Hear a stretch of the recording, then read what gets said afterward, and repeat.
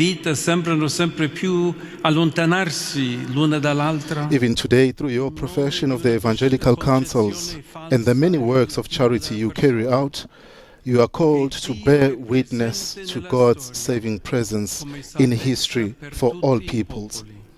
Even within a society in which false and reductive understandings of the human person increasingly widen the gap between faith and life, you are called to testify that the young, the elderly, the poor, the sick, and the imprisoned hold a sacred place above all else on God's altar and in His heart. At the same time, each of them is an inviolable sanctuary of God's presence, before whom we must bend our knee in order to encounter Him, adore Him, and give Him glory.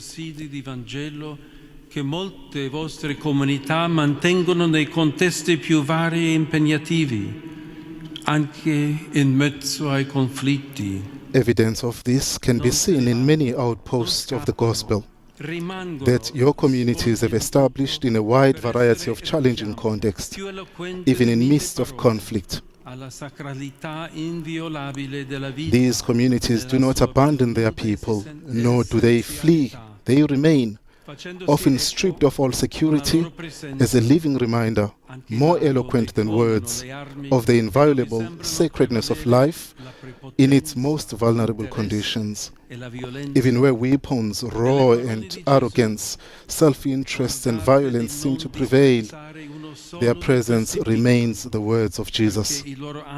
Take care that you do not despise one of these little ones, for in heaven, their angels continually see the face of my Father.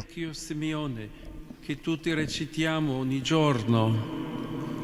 Ora puoi lasciare, o Signore. In this light, I would like to reflect on the prayer of the elderly Simeon, which we recite every day. Now, Lord, you let your servant go in peace. Your word has been fulfilled. My own eyes have seen your salvation.